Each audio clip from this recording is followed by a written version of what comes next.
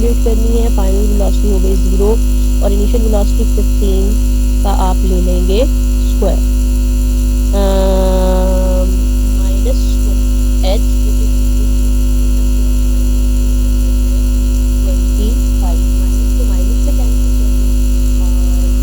Height calculate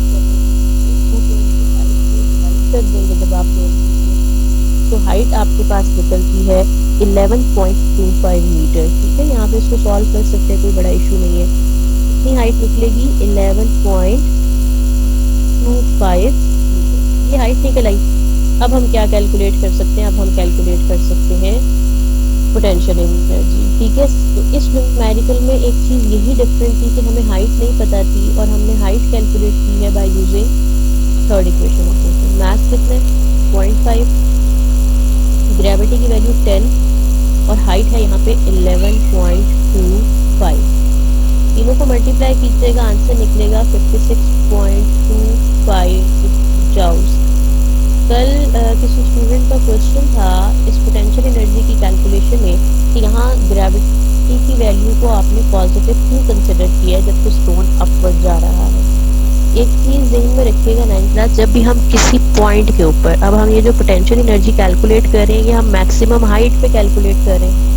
हम जब भी किसी पॉइंट पे पोटेंशियल एनर्जी कैलकुलेट करते हैं या हम किसी पॉइंट के ऊपर जब भी ग्रेविटी की बात करते हैं, असल में तो मेन पॉइंट ये है कि जब हम किसी भी पॉइंट के ऊपर ग्रेविटी की वैल्यू की बात करते हैं तो वो हमेशा पॉइंट के लिहाज से जब हम बात कर रहे होते हैं तो उसको हम पॉजिटिव कंसिडर करते हैं। ठीक है, ये रिस्पेक्ट को देखते हैं, यानी कि बॉल नीचे से ऊपर जा रही है या ऊपर से नीचे आ रही है तो तब हम ग्रेविटी को कंसिडर कर रहे होते हैं रेफरेंस पॉइंट के लिहाज से पॉजिटिव या नेगेटिव।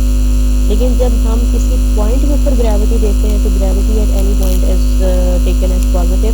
सो mgh यानी कि पोटेंशियल एनर्जी कैलकुलेशन में ग्रेविटी की वैल्यू आ गई। ये आपके पास आ गया जी फाइनल आंसर 6.4 न्यूमेरिकल के सेकंड पार्ट का। अब आ जाते हैं न्यूमेरिकल 6.5 पे। आसान न्यूमेरिकल का सारी वैल्यूज गिवन है, आपने सिर्फ उसको पुट करना है फॉर्मूले में।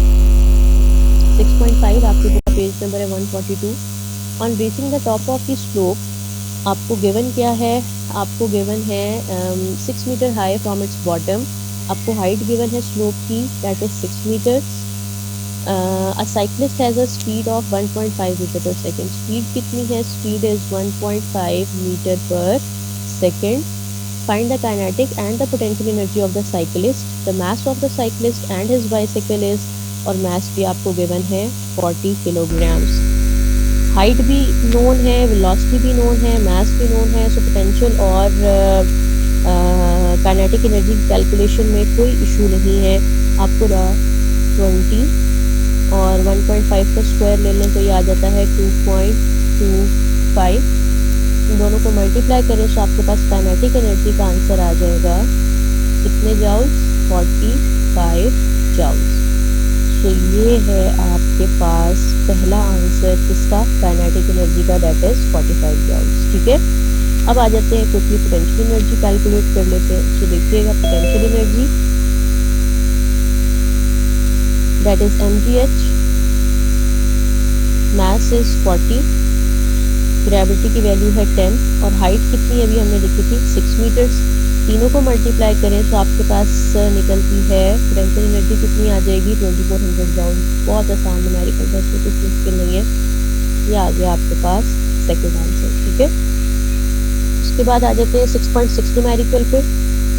ये 6.6 न्यूमेरिकल में पावर का वो फॉर्मूला यूज होगा जो मैंने आपको बताया था कि हम पावर को फोर्स और वेलोसिटी की टर्म्स में भी कैलकुलेट कर सकते हैं। A motor boat moves at a steady speed of 4 metre per second. I guess 2 section में मैंने ये न्यूमेरिकल करवाया था 6.6। ये आपको गिवन है, स्पीड गिवन है motor boat 4 metre per second. Water resistance acting on it is 4000 Newton. So force कितनी है, फोर्स इज 4000 न्यूटन।